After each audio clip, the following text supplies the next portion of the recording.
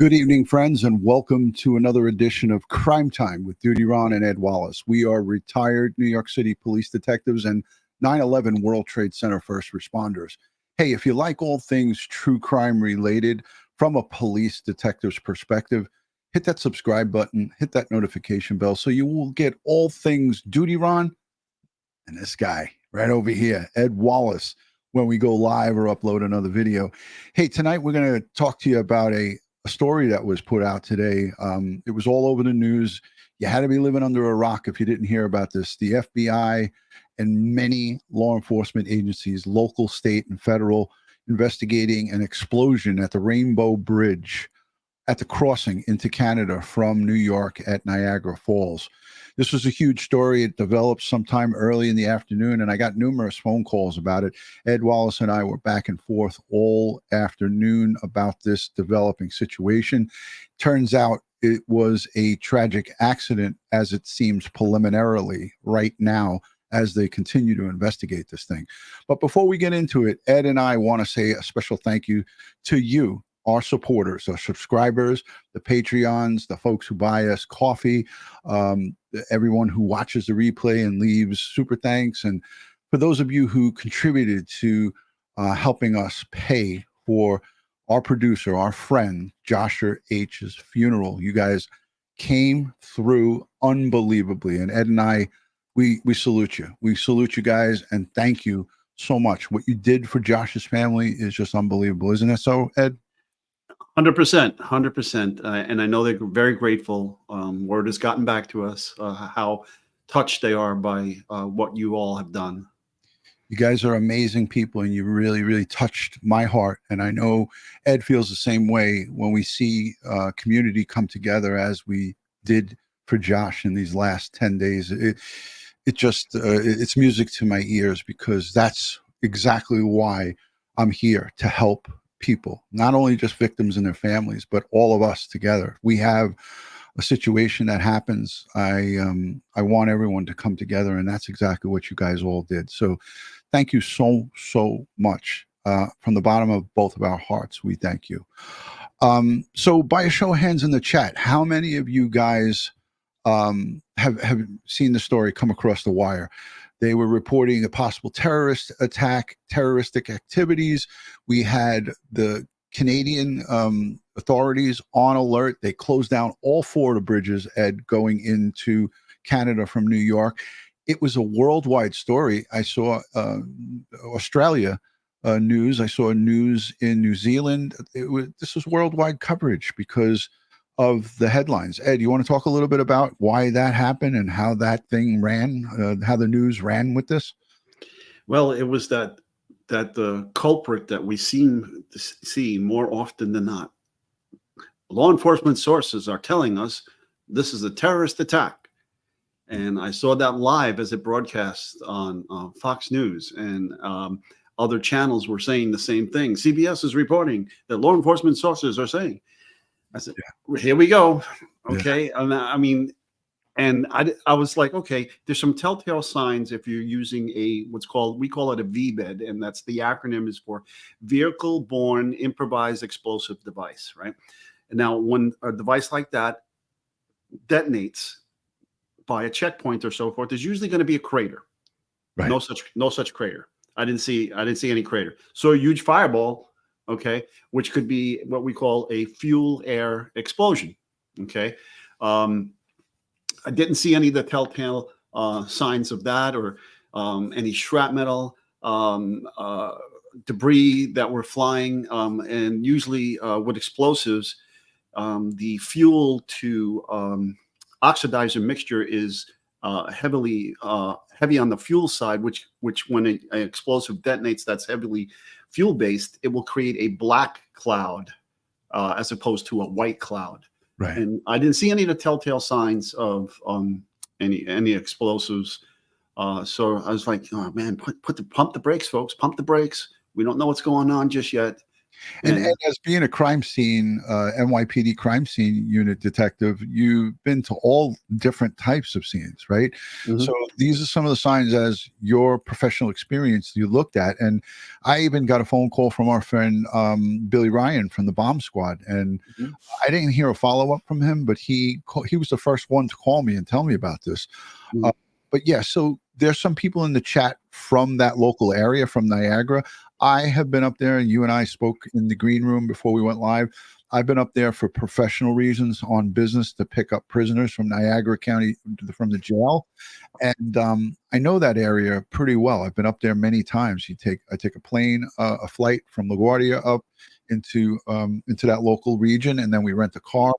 And you know, everybody up there, there's a lot of passing through those bridges. Millions of people pass through those bridges going into Canada and vice versa, you know, coming from Canada into New York.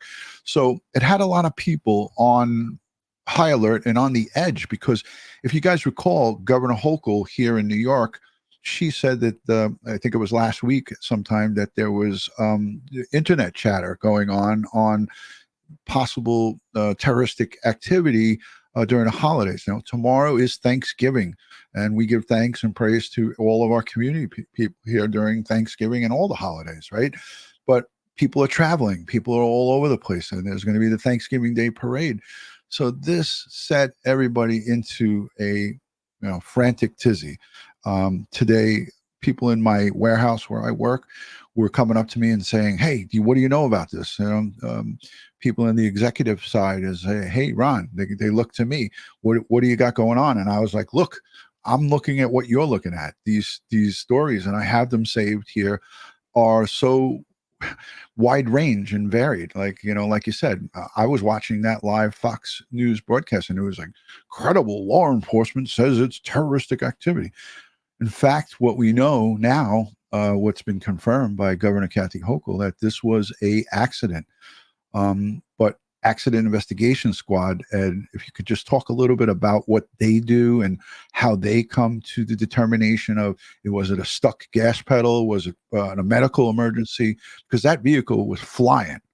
Oh yeah. When you see the video of the video, I'm sorry, when you see the video of the vehicle, it hits, it is flying, it hits a angled barrier, which is what projects it airborne. And then once it's in the air, it must have flown about 200 feet in the air before it started to rotate and come down and crash into that checkpoint. And there was an actual Custom Border CBP agent that was in that booth when the explosion occurred. Here comes the car. It's going to be to your left on the screen, and then it's going to hit this little right here, and it goes airborne. Woof! It is flying. It sure is. And it rotates, and it comes down, crashes. Now, normally, I'm a little, I'm a certified fire investigator, certified post-blast investigator, amongst my other certifications. I'm guessing that gas tank got punctured somewhere along the line, because something seems to be spilling or coming out of the back of it. Yeah. And it created that fuel air mix, and then the spark of the impact created the combustion that sent that fireball flying through the air forwards. And again, there was a CBP agent in that booth, that white booth, right? And if you look at another view, you'll see that actual agent. The door gets blown off that booth, and eventually he pops out of there. Now, on the ground here, Ed, it looks like it's wet pavement. Oh yeah. So what we see trailing the back of the vehicle, that could be a punctured gas tank, because we don't know what he hit. That could be the water kicking up from the water that's on the pavement, but he definitely could not make that turn at the speed that he was traveling, because he's supposed to make a left corner there. Right. He hits that curb, and then he hits another thing that sends him airborne. You can see him right there. The front end is going up. But there was two occupants, according to the press conference from Governor Kathy Hochul, and both occupants are deceased. Right. This vehicle went and burst into a fireball, and we have more video of that we'll show. But you could see it right there as it's going up that going up against that. What was, maybe that's like an embankment or some type of stopping, Yeah, this looks like the edge of a Jersey barrier. And you can't see it fully here, but yeah. So this way you have to continue on that curve, and probably the concrete, like you said, Jersey barrier, and it made them airborne. Yeah, and probably ripped out gas lines, ripped out many things under the undercarriage there. And that's like 200 feet that this thing hit. Boom. Yeah. And they identified, apparently they know who the driver is, just don't know who the occupant was. Right. And that's the thing, is that the early reports were exactly the opposite of this. And we're talking about possible terroristic activity. And, we saw News Nation, we saw ABC, NBC, all the locals just going and running with it. And of course they have to deliver the news. So they started backpedaling somewhere right after or right before Kathy Hokel gave this press conference. So I want to play a little bit of it. I'm not going to play it all because it's like 11 minutes, but let's play the most important parts. So I'm going to let this rip. And this is New York State Governor Kathy Hokel giving a press briefing. This was just a couple of hours ago, and basically saying that this, she calls it what it is and what the investigation how it unfolded. Good afternoon. I just returned from the scene of a horrific accident that led to a high-level anxiety all the way from Western New York to Albany to Washington. Across the world. But before I describe the details, I want to be very, very clear to Americans and New Yorkers. At this time, there is no indication of a terrorist attack. Let me repeat that. At this time, there is no indication of a terrorist-involved attack here at the Rainbow Bridge in Western New York. At 11:27 this morning, a car going at a very high rate of speed crashed into a median at Niagara Street, just minutes from here. It's in the city of Niagara Falls, near one of the border crossings into Canada, the Rainbow Bridge. There are 4 border crossings here in Western New York. This is one of the busiest crossings, not just in Western New York, but along the entire U.S.-Canadian border. And it happens on the busiest travel day of the year. So naturally, in a time of heightened alert, everyone sprang into action. It crashed into a Customs and Border Patrol booth, and the car and the booth immediately exploded. Burst into flames. I saw the video of an airborne vehicle that was absolutely surreal. You actually had to look at it and say, was this generated by AI? Because it was so surreal to see how high in the air this vehicle went, and then the crash and the explosion and the fire. That video will be released very shortly. As I said, we're not aware of any threats to this area, but I state the caveat that the investigation is ongoing. If you can imagine, this vehicle basically incinerated. Nothing is left but the engine. The pieces are scattered over 13, 14 booths. So it is a large scene, and it's going to take a lot of time for our federal law enforcement partners who are with me here today, and I'll identify, to be able to piece together the real story, to identify the make of the car. Obviously, there is not a license plate. I've been briefed by law enforcement for the last hour.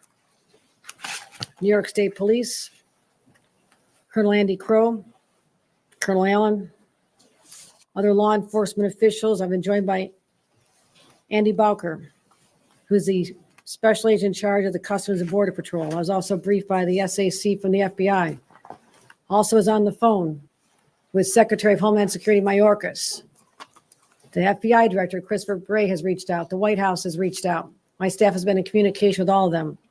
I spoke with Senator Schumer Senator Gillibrand, Congressman Higgins, local law enforcement, as well as local elected officials, because the world is watching to find out what happened here.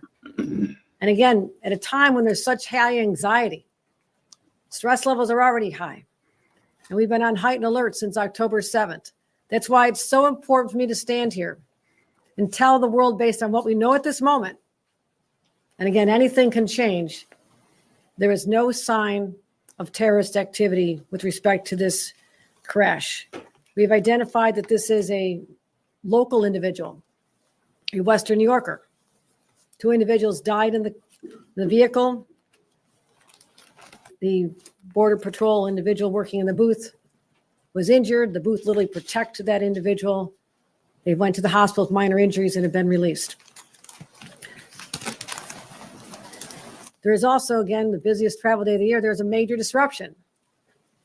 And first of all, our cross-border travel.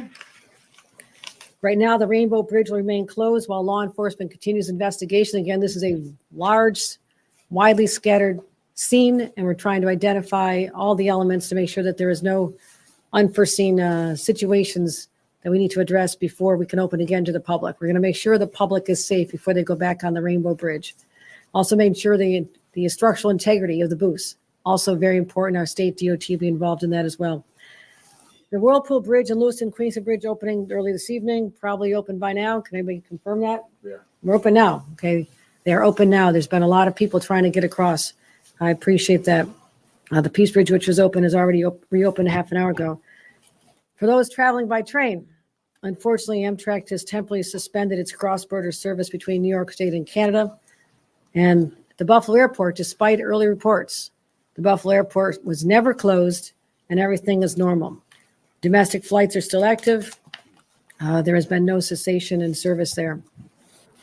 What I want to do at this time is extend my extreme gratitude to all of our partners, Customs and Border Patrol, Homeland Security, FBI, our state police, local sheriffs from Niagara County, Erie County, all stepped up to assist in trying to identify what exactly transpired here beginning at 11:27 a.m. this morning.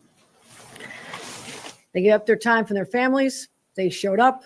They reminded us that there are people who put on a uniform every single day, put themselves in harm's way. The people out there on that bridge, in the immediate aftermath of what happened, unknown, the source, the cause of this explosion, were out there doing their jobs. So I want to pause to give them just the gratitude of a governor and 20 million New Yorkers who sleep better at night because of their willingness to do this. They run toward danger. They should be with their families today, but they will not be. This investigation will go on for a number of days, and that's why we will not have any further answers at this time as to the individuals involved, the deceased, any motivation, and there's a lot of unanswered questions. But at this time, we just need to dial down the temperature right now, and that's what I plan to do as governor. Just let everybody know all is well. We're investigating. More information could arise, but based on the preliminary investigation, no sign of terrorist involvement in the horrific explosion that occurred here in Western New York. Any questions? Governor. All right, so there you have it, Ed. A lot to investigate. Accident investigation. The accident investigation squad, New York State Police, I would imagine, is going to be involved in this thing. Because Niagara Police, they don't have a huge police force, but I'm sure it'll be supplemented by state police. Can you just talk a little bit about how they can definitively find out by looking at that vehicle? Now, we know it's charred, it's just a shell. But other things that could be done, Ed? Oh, yeah, there's plenty of things. Again, using computer software and taking the video image of that vehicle and then using photogrammetry, which is taking a video and being able to scale it and get the actual measurements of things, they can calculate how fast the vehicle was traveling when it hit that curb and went airborne. Okay. They're saying that just the engine is survived. Well, they need to do a thorough search of the whole scene to see if there are any other electronic components that are still there. And maybe they can get some data off of that. If they can find those, the infotainment system or the other components that monitor the the accident avoidance security features on the vehicle, and then download that information to see if he even touched the brakes or what the speed was at the time, so forth and so on. If there's any braking, I didn't appear to be any braking. Maybe they left yaw marks or skid marks on the ground, but the ground was wet, so that I would expect there would be some kind of hydroplaning. But there was also the brakes have the system in it to keep you from trying to to hydroplane and so forth. But and the newer vehicles have a lot of data that gets transmitted through infotainment systems, through the vehicle software and so forth. And if it's one of these high-tech Bentley, if it is in fact a Bentley, or if it even a Chrysler 300, you're going to have a lot of data. But also, we cannot forget, there's cameras everywhere. Yeah, cameras that can follow and track this vehicle along the route. We're just seeing small bits and pieces of it. Yeah, and that's why I was saying it's kind of disingenuous to saying they know who the person is. Well, yeah. Well, how do you know who the person is? Well, as you're approaching those border crossings, there are license plate readers. They're identifying them. Okay. Right. They're looking at that information on the license plates and checking against terror watch lists. Are you kidding me? And then they were at a 7-Eleven prior to them. Making pictures with credit cards or yeah. And here's another thing too: their cell phones. Their cell phones are still active while they're driving, right? So there could be data in the cell phones, with regards to GPS speed and how long it took them to go from one cell tower to the next tower, so they can calculate the speed and so forth. Right, and we could also say this investigation is just getting started. It's only hours, it's 6 hours old, if that. So all of this data, the FBI, we heard that they responded, so they're going to have their, I'm sure all of the resources that they could throw at this thing. The New York State Police has an unbelievable accident investigation squad. The troopers cover all of the state roads in New York, and there's a ton of them.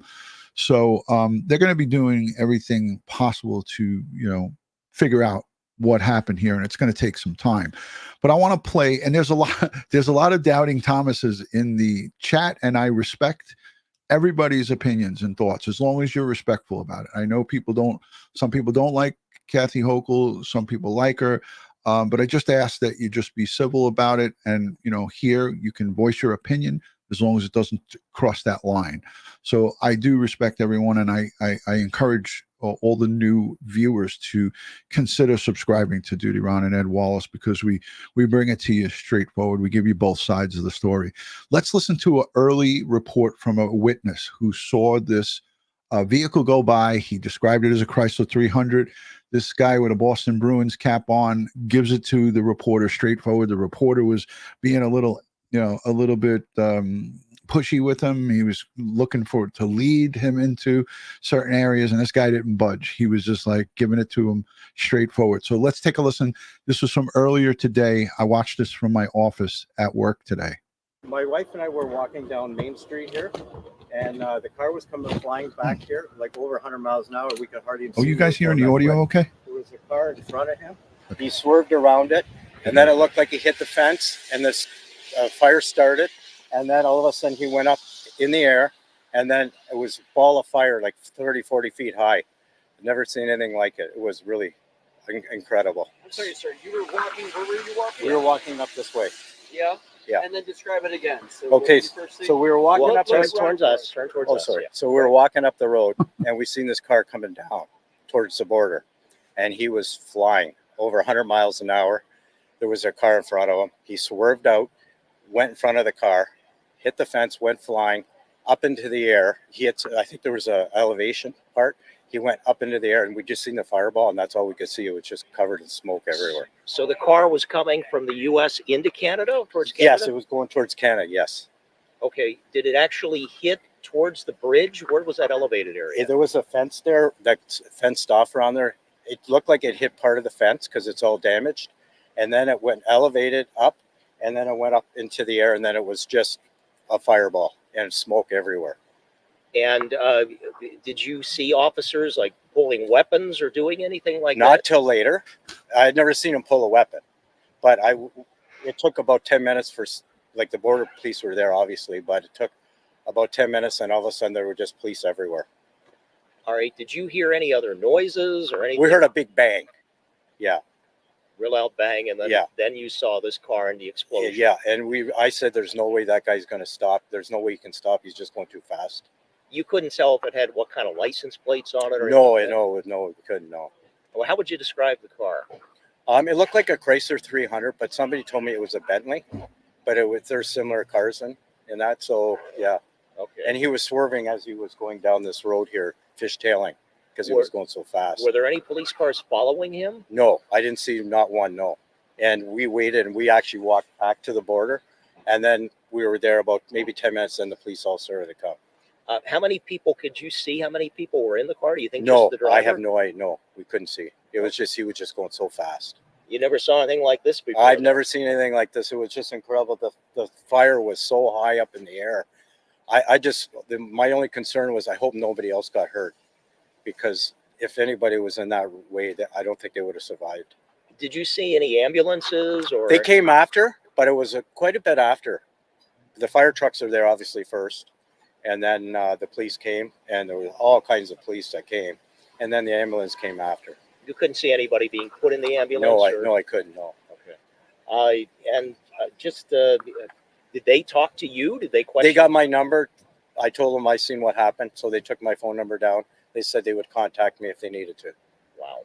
Okay, Yeah. An incredible experience. It's wow for sure. Yeah, it is. Yeah. All right. So that first thing you heard, sir, was that after you saw a fishtail? It was, well, he was going down here fishtailing. He pulled out in front of another car, and then I think that's when because he was going so fast, he hit the fence, and there was a fire then. But then when he went up again, he must have hit the building, and then there was a big noise, and then the flame just shot up in there, and there was nothing but smoke. Then you couldn't see nothing.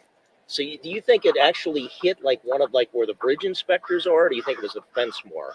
He hit the fence, and then after that, I'm not sure. Side, It was on the right-hand side, right-hand side. and then the car, I think, veered off to the left a bit. I don't know what it hit after that, because you couldn't see from the smoke from the first hit of the fence, because there was a flame then. Correct. Already. Would you say like 20, 30 feet?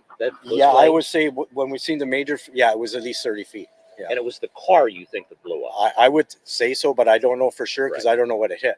Okay. All right. This guy was phenomenal. What was your takeaway from this eyewitness, Ed? Because, eyewitnesses are important in cases like this. But most eyewitnesses don't get it right. He seemed to have a lot of it down based upon the video that I've seen. Yeah, So- he did. He had it right down to.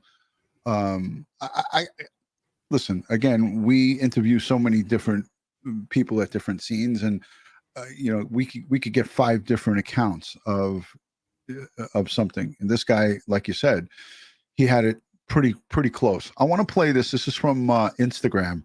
So this is a guy who must have been at the toll plaza where your checkpoint is, because you could see an officer there. And this is let me just add this. Right, this is from Instagram. They don't do landscape, so that everything is vertical, but that's the ball of fire. Let me make it full screen. So it's not a great image, and I'll show the news actually took this from this Instagram account, but he was right there, and you could see there's like a border patrol agent right there standing in front of him, but you can see the building where the car was inside, and that is a tremendous fire. And you could see, looks like fire kind of, how would you describe that? It's kind of like leaking out. It almost looks like burning fuel there on the ground, right, Ed? Yeah. Yeah. Maybe they had a full tank of gas. And if it was in fact a Bentley, they do have, the engine, I think like a V12 in the Bentley. So their gas tanks are huge. So, Seeing that black cloud is indicative of more fuel than oxidizer. well, there you have it. I'm going to put you full screen, Ed. If you could just look at the chat and see what everybody's saying in the chat. I'm just going to grab the next video. Now, we don't know if the tank was full of gas there, Virginia. There's still a lot they have to investigate and come forward with. So again, they were seen reportedly at a 7-Eleven before getting into the car and heading in this direction. So you have to look at the videotapes from the 7-Eleven security and interview the 7-Eleven employees to see what was going on there, if they overheard any conversation, because there was some talk that there might have been some kind of a dispute or argument that occurred at the 7-Eleven. We saw that reported on the news. But again, take everything the news is telling you with a grain of salt, and until more definitive information comes out. And again, everybody should realize that in the beginning, there's a lot of chaos at these scenes. And with chaos comes confusion. And with confusion, you don't have all the facts down. And it takes some time for organization to occur. And then you'll get better information. Absolutely, Ed. And the audience can still hear us. What we're looking at is some file footage from News Nation. The reason I'm playing this is because they show some images from a different angle of the building and the destruction of the vehicle. And Sandy McMaster's good question. A lot of people are asking that question. The real question is why was why was the car traveling so fast? And we covered some of the possibilities, medical emergency. I've seen vehicles run into buildings. And one in particular was into a car dealership, and the elderly gentleman had a seizure, and his foot just locked down, and he went full blast. I actually witnessed it myself. So here's some of the carnage. This is why I wanted to show this, Ed. But I witnessed it myself, and it was unbelievable, the speed that car crashed into. And the gentleman that was inside that vehicle was injured really bad. I don't even know if he made it. But yes, there were 2 in that car. It's been reported that 2 are deceased in that vehicle. So on the left, it's from Customs and Border Patrol, CBP. And then this might be a traffic. It looks like a Rainbow Bridge, probably traffic cam. And then this is from News Nation. And then it goes on to show a couple of other angles. So I'm going to let it play. Ed, what are we seeing here? It looks like parts of the car and so forth. Parts of the damage in the car and the booth. Yeah. Right now we have 2, Miriam, not 3. 2 has been confirmed by the governor. We're going look at that car. Look at the car there. Yeah. Airborne on the right. Yeah. See, you can see it. You can see over to the left in the left image. Can we freeze it here? Yeah, it stopped. Okay. You can see to the left. Okay. The car is in the left image. The car is mounting the curb, and then he's going to mount that, what you just highlighted with your mouse. That's what's going to get him airborne. This way. Okay. Yeah. And then that the next video, you can see the distance the back of the car is away from the tree, and both the trees can be seen in both images. And he's heading towards that fence, and on the other side of that fence is that CBP agent's booth. Yeah. Yep. So let me just look quickly at the chat. I'm going to let the rest of this play. Oh, this witness was so calm. So yeah, this person's not on live chat. I'd be shaking like a leaf in a Category 5 hurricane. Yeah, he was calm, but we don't know how long after it was that he was interviewed. But yeah, that does look like a Bentley to me, but you really can't see because it's blurry. It looks like it could be. I'm sure there were license plates on this vehicle. I mean, how else would they be able to get the information about the decedent so quickly?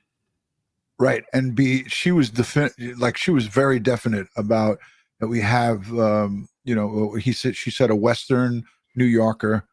So she was pretty straightforward about it. And I don't think. In those pictures, you see the frame of the vehicle and everything by the booth. Yeah. Let me put it back. I see what you're saying right here. Right here. Yeah. Yeah. So that's the actual A-frame of the vehicle. Wow. Not a piece of it left. This looks like there's some bunched up over here. Oh yeah. There's a good portion over there on the other side of the booth. And there was a person in that booth, an agent, and walked away from it. Just, it's in the hospital in stable condition. Yeah. Honey 2800 says at DutyRon, you can see the airbags in picture 2. Yeah. I mean, everything is there. That wasn't burnt. And I think Honey 2800 said that she's local. Thank you for being a channel member, by the way. She said she's local and that her husband was driving. Did I catch that right in the chat? Close by this guy and did some evasive maneuver so he wouldn't hit them. I don't know if she was in the car, but honey 2800, I'd like to hear more about that. Send me a message on DutyRon.com. And again, if you are available, I'd love to have you come on up here and let us know what you saw or what your husband saw. What do you got on the screen, Ed? So truth and translucent rights. Why is the FBI investigating? Now, folks, this is something that we do in the NYPD as well. When it comes to stuff like this, we're going to treat everything as terrorism until proven otherwise. Okay. If you take that higher level of investigations, then if it turns out to be nothing, no harm, no foul. But if you go to a lower level of investigations and you're not following the higher standards, and it turns out later it was terrorism, now you potentially messed up your criminal investigation, your forensic evidence, and so forth and so on. So everything is terrorism until proven otherwise. Thank you for clearing that up, Ed. You could see the car better here on the picture where the mouse is. Yeah. You can actually see it coming up the embankment. The headlights are on. Yep. The vehicle is up, ready to go up and go airborne. Mm-hmm. So let me just see what Honey 2800 said. I witnessed a similar wreck going through Atlanta. It was a high-speed wreck. Yeah. These are really they're really scary to see. Back in the 80s, I actually drove through a wreck on the FDR Drive southbound by 34th Street. And what happened was these two cars, I was in the center lane, one car from the right lane, one car from the left lane. They came into the center lane together. I guess they didn't see each other merging into the center lane. They hit each other and went airborne and flipped over onto their backs, and I drove right through the middle of them. Holy crap. I was like, this is like a Fast and Furious movie. What is going on here? Yeah. I was about to say holy shiitake mushrooms, Ed, but I didn't say it. I didn't come out. I came out of it without a scratch. I couldn't believe it. I couldn't believe it. You all lucky. AVG PC Gamer says the real question is what was the explosive material? And Ed, I know the answer to that, but I'm going to let you take it. Say again. The real question is what was the explosive material? I'm guessing it's gas. It's got gasoline. A full tank, or even not even a full tank. Just the impact of that. If you have fuel in there, but that amount of fire, Ed, they had to have a pretty decent amount of gas in that. If in fact it's a Bentley, it's a 12-cylinder, and somebody that is a Bentley enthusiast is going to tell me, DutyRon, no, it's a 16-cylinder. I believe that they're a huge engine in that thing. Usually they're handmade, though. They're not production vehicles. Those are individually handmade vehicles. And they get 3 miles to a gallon or whatever, 5 miles to a gallon. So they have to have a big gas tank. And these are very, very expensive vehicles. I'm trying to look. There's a Canadian police statement, but I'm not going to play it because nothing reached the Canadian side. But of course, this is the border. You cross this bridge and you're over into Canada. So it's the Canadian police and Trudeau were on high alert, and rightfully so. You got to be on high alert. We have a lot of things going on in the world right now, and I'm trying to queue up. Okay, here it is. This is what I wanted to play. This is just a small little piece from Philadelphia. But again, if I played the audio, I just want you guys to know this is from before. So it may have misinformation in there, but let's take a listen. It is 4 o'clock. We begin with breaking news here today. The FBI now investigating an explosion involving a car on the Rainbow Bridge between the United States and Canada in Niagara Falls. That situation has led to other border crossings in the area being closed as a precaution, and it's heightened security at Buffalo's airport on this hugely busy travel day. It is Wednesday afternoon. I'm Brian Taft. And I'm Christy Aletto in for Sarah Bloomquist. The big story on Action News is the explosion on the Rainbow Bridge this afternoon. Authorities in both the United States and Canada are still working to gather details on this, but we have learned that there are 2 fatalities in this incident. Now, this crash comes during a time of heightened security concerns in the U.S. and around the globe. ABC's Rena Roy joining us now live from New York with more on what we know about this developing situation. Rena. Yeah, Brian and Chrissy, well, this is obviously a very fluid situation, as you said. The details are really coming in as we. A massive police presence at the U.S.-Canada border along the Rainbow Bridge near Niagara Falls. That's a lot of fire, Ed. Holy crap. Why does it look so different than what we saw at what we were just looking at before from News Nation? Like, you see how it's that black building? What we were looking at before, and am I going crazy? But what we were looking at before, it looked like the toll plaza, no? Well, from the view, you're talking about the view that the person was videotaping from one of the checkpoints. Yeah. No. What we were showing on News Nation before, the two side by sides. Right. That was approaching the checkpoints. Right. But I'm saying when we saw the frame of the vehicle and then we saw all the parts out there, that didn't look like here what we're looking at. I don't know. I might be going crazy. Well, the flame might be obstructing the booth that's near it, but the to the right, that black area over there to the right, those are the solar panels that were up there. Yeah. It's an office building, according to Carly. Thank you for that, Carly. It just, I don't know, just border crossing sees this kind of violent circumstance, it's a source of concern for the government of Canada and for the United States. You can see remnants of a car, charred metal, and smoke rising into the air. Sources tell ABC News that investigators discovered a suitcase or briefcase on scene, the bomb squad handling the package. Sources also saying the vehicle was seen on surveillance footage, stopped at an initial security checkpoint before speeding. See, now this was early conflicting information. And Ed, I remember I was talking to you about this. Right. I want to put this back because there was conflicting about which direction he was coming. Was he coming into the United States from Canada, or was he going into Canada? So in the beginning, all that, like I said, all that information is all. Yeah.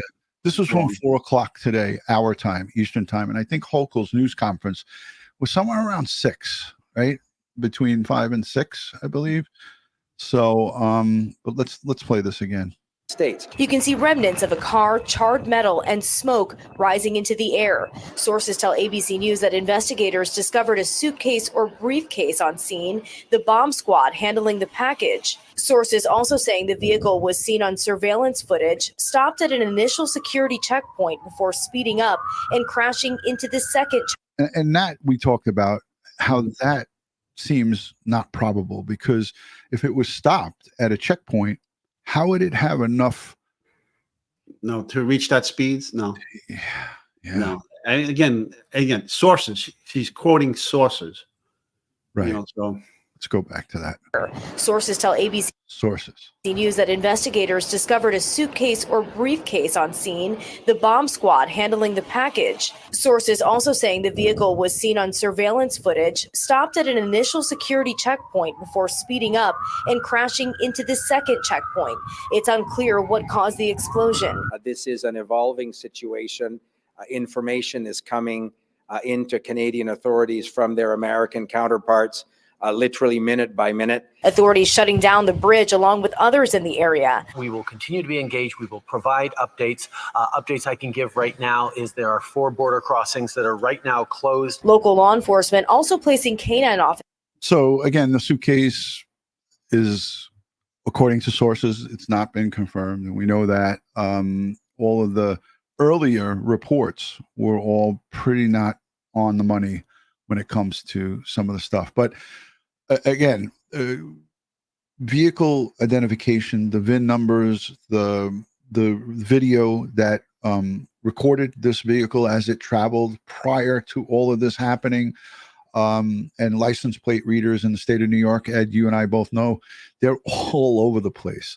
Lone Wolf said it looked like a Tesla. I don't think so.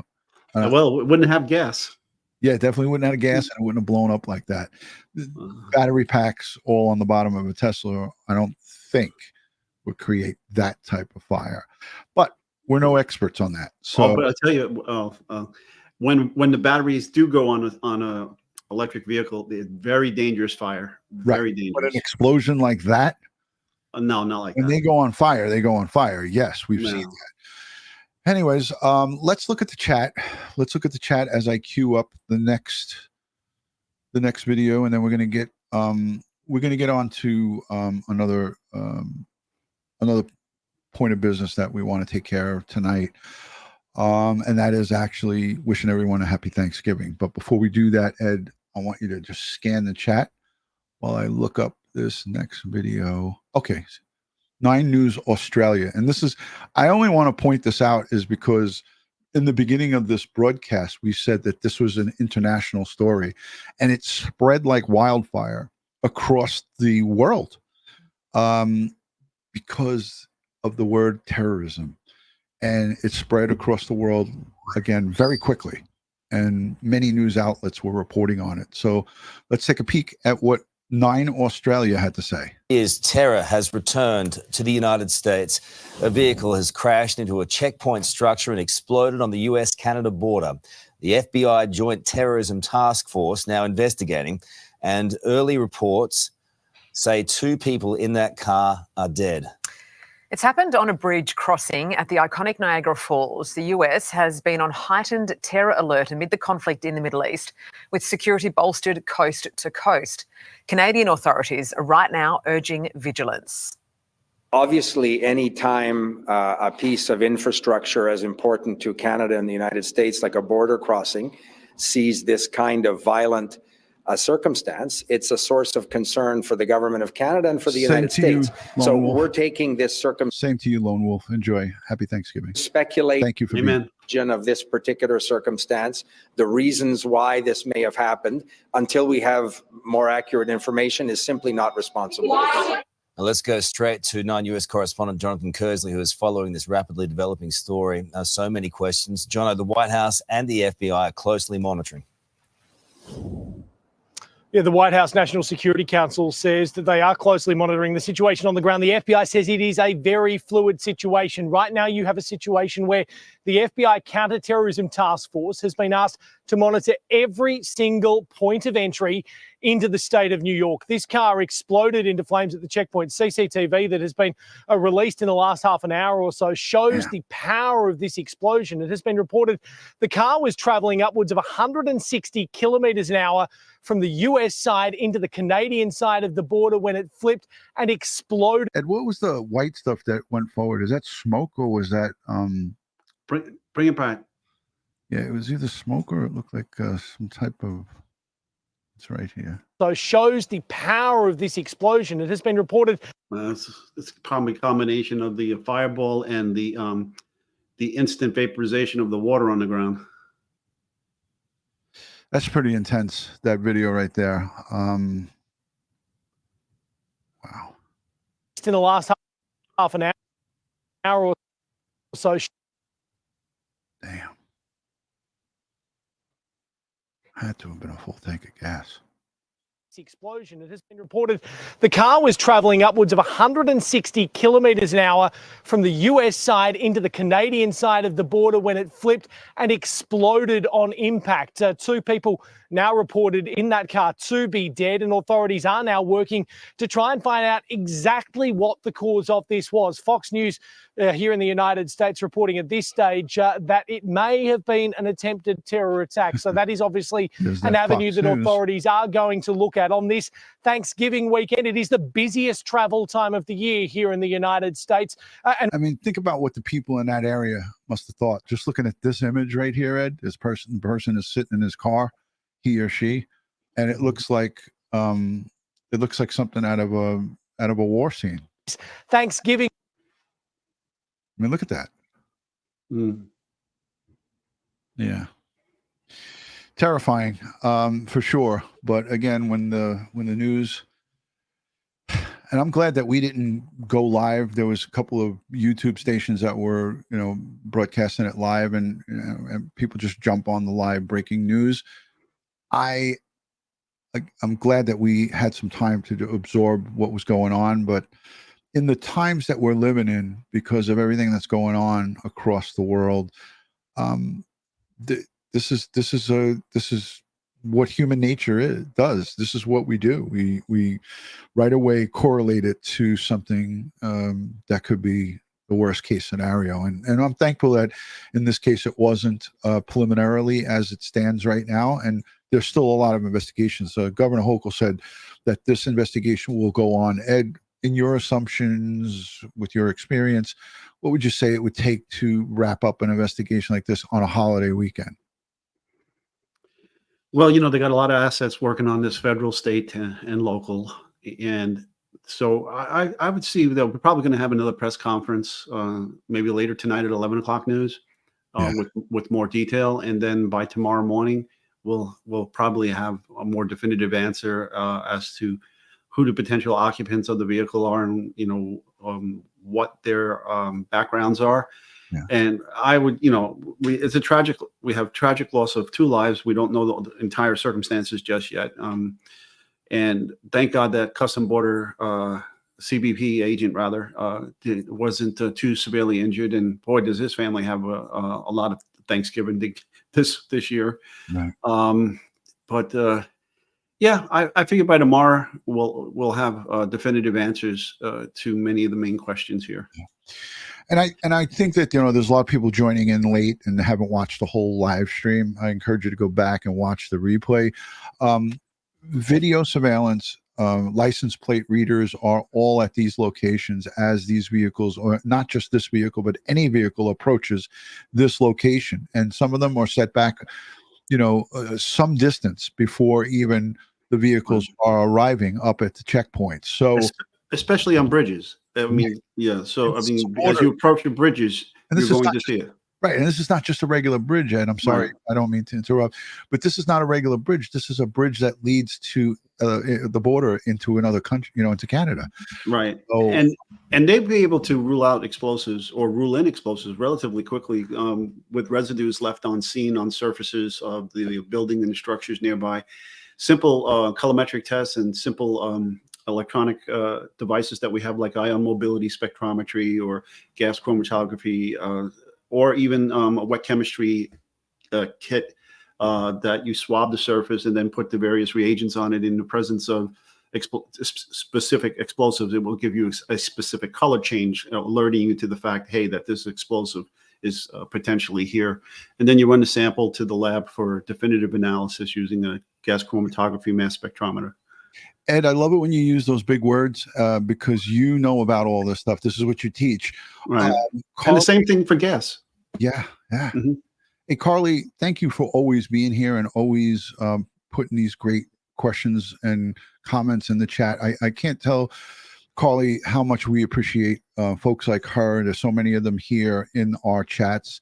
I could just name out so many people that have intelligent and really good points that they bring up. She says they believe that possibly they were heading from the casino. And if that's the case, they have facial recognition cameras in casinos.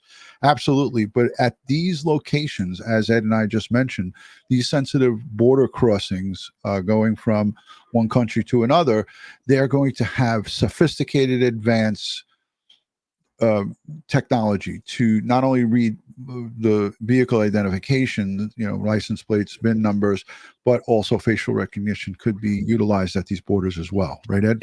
In addition, you're if you're carrying an enhanced New York State driver's license, or you're carrying a passport, many people will carry either a passport card, a passport, or an enhanced New York State driver's license to go across to Canada. As you using that as your ID. Well, there are radio frequency chip cards in there. And I can tell you firsthand from having done this, I drove across that border, that specific border right there. And while I was in the queue waiting to get through Customs and Border Patrol, protection rather, it had the cars listed in the queue.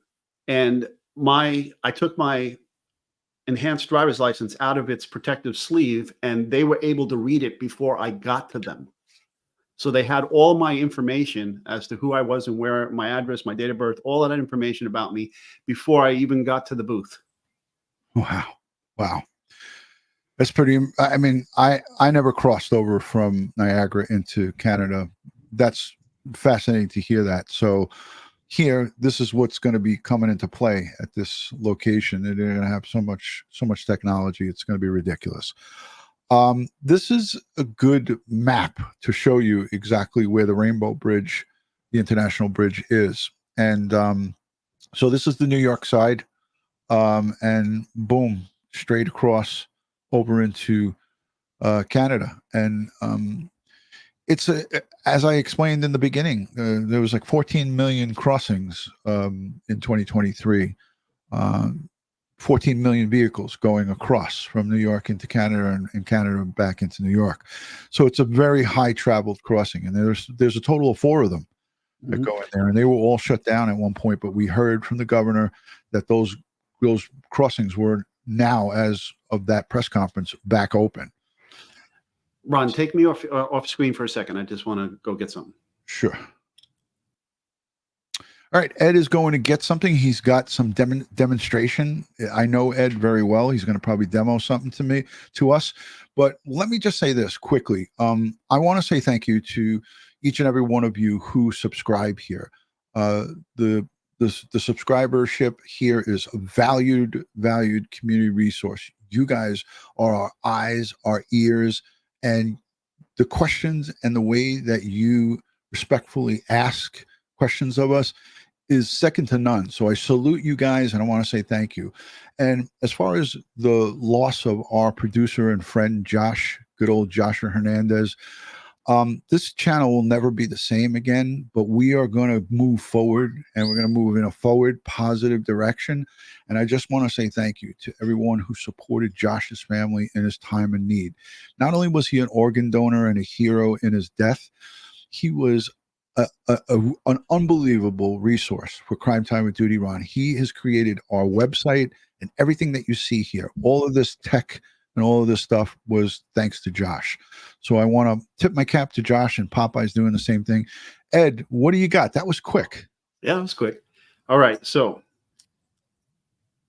this is the DMV sleeve for a New York State driver's license. That it comes with the driver's license, and you say on a vehicle. It says radio frequency protective sleeve, okay? Because as you see at the bottom, at border crossing stations, remove card from sleeve so that it can be read. And then when you take the driver's license out, okay, you can see the word enhance, but if you look from behind, you put a flashlight from behind it, you'll see the word New York City and New York State rather, and then you'll see the word enhance. But if you go up into the corner, I can't really do it this way. I'll blind everybody, but you can see where the radio frequency chip is hidden in the driver's license. And if you have a radio frequency app you can get on your smartphone, if anybody's walking by you with a credit card or a driver's license or even a passport, like this passport has this little symbol here, is telling you that there's a radio frequency chip in here, as well as in the newer passports, which are much more secure. They have 2 radio frequency chips in it. Wow. You can, I could read on my phone. I have an app here that I can pick up all that data. So if you walk by me with an unprotected radio frequency credit card or driver's license or passport, I can gather your information as you walk by me. That's scary, but that's the truth. And Ed, thank you for doxing yourself with your New York State driver's license. I don't think it came through, did it? It did. You're a very brave man, but it was blurry on my end. You did it in the name of education, so that's a good thing. Yeah, unbelievable information. Ed, I don't think I've seen this angle here. This is from NBC News. This was the nightly news. I think at 7. I'm not sure of the time, but this footage here is a different perspective of the carnage that was created by this crash. Let's listen to what they're saying. 4 senior law enforcement officials that were briefed on the matter. This is video of that explosion that's come into our newsroom. From what we understand, a vehicle crashed into the checkpoint structure at the Rainbow Bridge. You're seeing it right here at a high rate of speed. It hit the structure. So there's that trail of fire from it's got to be from leaked gas. Ed, no? Yeah, it is. Yeah. An initial search did not find any indications of an explosive device in the car. I do want to stress this situation is very fluid, and this is just preliminary information that we're getting right now. There are 2 casualties from what we understand, 2 people that were inside the car. To be clear, we do not know yet if the incident was intentional or simply an accident. As a precaution, though, several border crossings between Western New York and Canada have been closed for now. The White House has been briefed as well, as the governor of New York, Governor Kathy Hokel, is headed to Buffalo right now to meet with law enforcement and first responders. I want to get right to Ken Delaney, our justice and intelligence correspondent. Ken, I also want to tell our So Ed, our good friend Karen from the UK says, now we know where to go for Thanksgiving dinner at Ed Wallace. So did it really come up? Because on my end, when I was looking at it, I couldn't see the actual address. Everything was blurry. I saw All it. right. I was going to pull it off. So I Delete it. I might have to edit it out. Ed's going to be. So here's another look at this Checkpoint Charlie here. Let's go back to it because that showed it pretty good. There's that booth where that agent survived. I mean, you can see parts of the glass blown out on the back end here. Yeah. It's probably shrapnel from the vehicle. And then, wow. Talk about PTSD, right? Whew. Oofa. So there was a question. There was a question in the chat about how do you protect the passport? They do make protective RF frequency chip sleeves that go over the passport to protect it. And where could you obtain those, Ed? On Amazon.com. But I didn't say that out loud, did I? Use my affiliate link. Thank you. All right. I want to just see what else is on this because I saved this, but I didn't look at it. So let's take another peek. They're just rolling this back again. Locations, other bridges in this area. At that checkpoint. And we should talk about this checkpoint, right? It is a very busy checkpoint. At times, it's open 24/7. It connects Canada and the U.S., but there are multiple other locations, other bridges in this area that have now been shut down as well.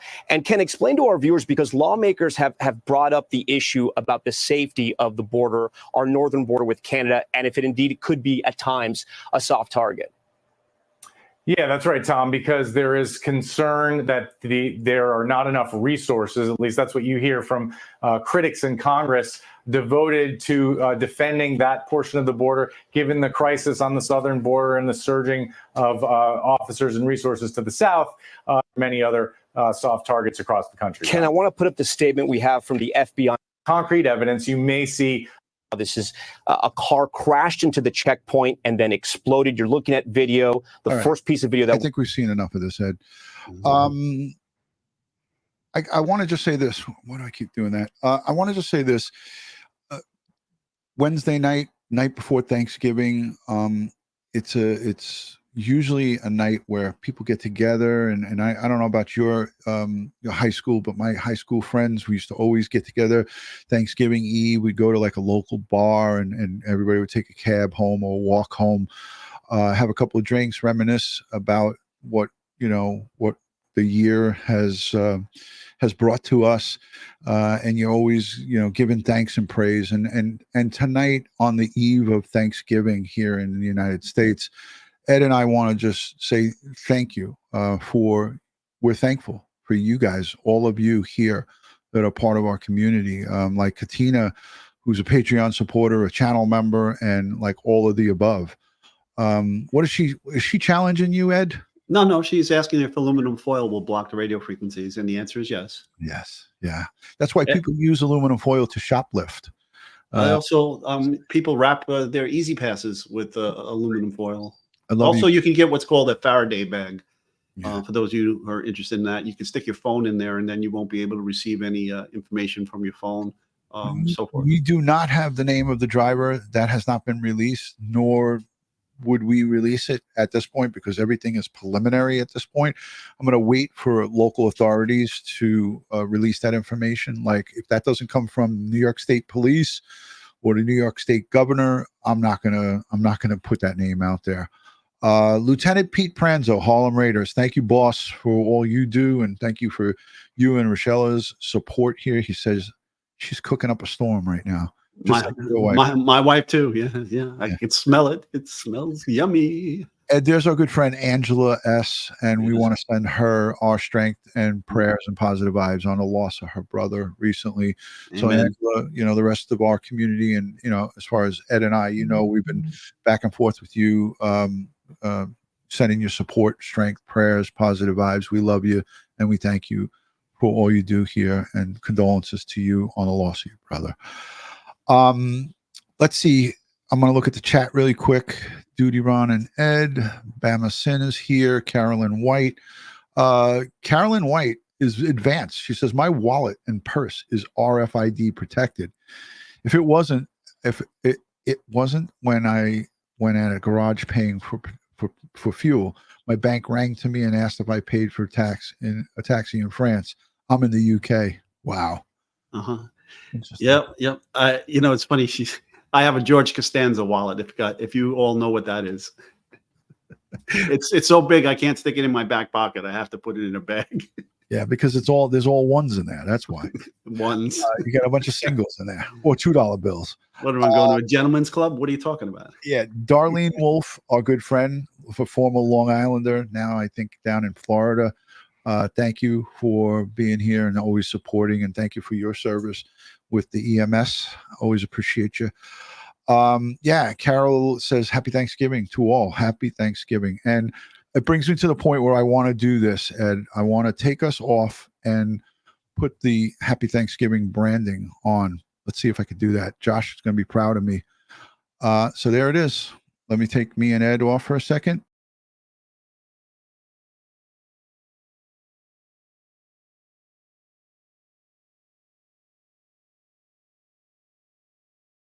And loved one, check in on those that might be alone this holiday season, and give them a shout. Make sure they're okay.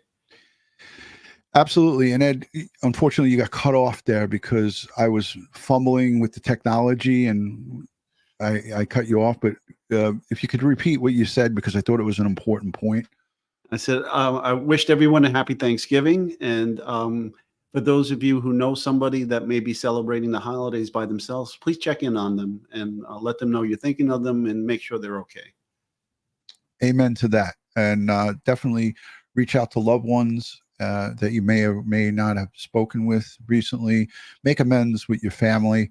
We learned a lot of lessons from the passing of Josh on how important it is to keep in touch with your family. No matter what the differences are, try to make it up, because once the person, he or she, is gone, there's no time out. There's no double, there's no do-over. So do what you can to make amends with the ones that you love and the people who mean something to you, and reach out and touch your friends, neighbors, family, elderly, just as Ed said. So on behalf of Crime Time with DutyRon and Ed Wallace, we want to say thank you for being here with us on a Wednesday night, the eve of Thanksgiving.